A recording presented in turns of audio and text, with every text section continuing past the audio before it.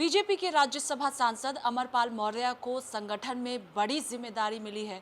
OBC मोर्चा के राष्ट्रीय अध्यक्ष अमरपाल मौर्य को बनाया गया। इस वक्त बातचीत के लिए हमारे साथ खुद मौजूद है। सर, बड़ी जिम्मेदारी पार्टी ने दी है, संगठन ने दी है, किस तरह से देख रहे हैं, क्योंकि राष्ट्रीय अध्यक्ष की जिम्मेदारी ओबीसी मोर्चा में? सबसे पहले तो मैं देश के यशस्वी प्रधानमंत्री आदरणीय नरेंद्र मोदी जी और हमारे भारतीय जनता पार्टी के राष्ट्रीय अध्यक्ष आदरणीय नितिन नवीन जी को मैं और सभी राष्ट्रीय नेतृत्व को हृदय से आभार व्यक्त करता हूं, क्योंकि ये भाजपा में ही संभव है कि मेरे जैसे सामान्य कार्यकर्ता को भी जो है इन सभी दायित्वों पर आने का अवसर प्राप्त हुआ। क्योंकि भारतीय जनता पार्टी में कोई भेदभाव नहीं है। बिना भेदभाव के काम करने वाले व्यक्तियों को ये सब अवसर प्राप्त होता है। इसके लिए मैं हृदय से आभार व्यक्त करता हूँ। उम्मीद थी कि इतनी बड़ी जिम्मेदारी मिलेगी?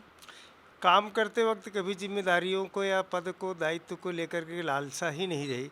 काम करते रहे, काम करते हुए कुछ न कुछ भूमिका पार्टी अपने आप जो है करती रही, कभी इस भूमिका में, कभी दूसरी भूमिका में।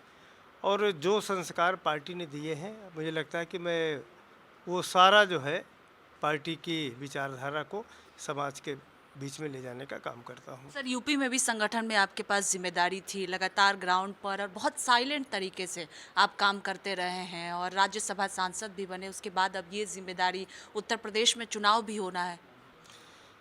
मैं नेतृत्व को विश्वास जरूर दिलाता हूं कि जो जिम्मेदारी उन्होंने जिस प्रकार सोच करके दिया है, तो पिछड़े वर्ग के जो मोर्चा, हमारा जो पिछड़ा वर्ग मोर्चा है, इस मोर्चे के माध्यम से समाज के जो अंतिम पायदान पर भी बैठा हुआ व्यक्ति है, मोदी सरकार की नीतियों को उन तक पहुंचाने का काम, और जो अभी जो है उन नीतियों से दूर बचे हुए हैं उनको कैसे भारतीय जनता पार्टी की सरकार की नीतियों के साथ जोड़ा जाए, उन सब पे जो है काम करूंगा। आखिरी सवाल है कि कई नए चेहरों की एंट्री संगठन में हुई है, मोर्चों में हुई है, महामंत्रियों में हुई है। लगता है 2027 में उत्तर प्रदेश में विधानसभा का चुनाव है और अनुभव काम आएगा।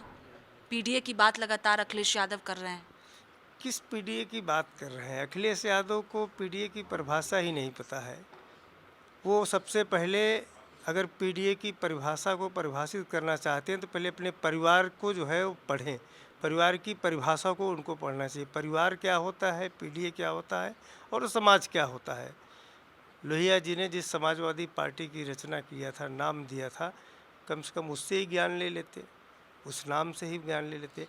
और जब ये सत्ता से बाहर चले जाते हैं तब इनको पीडीए नज़र आता है, और जब ये सत्ता में होते हैं तब इनको परिवार नज़र आता है, एक जाति नज़र आती है और एक विशेष वर्ग नज़र आते हैं।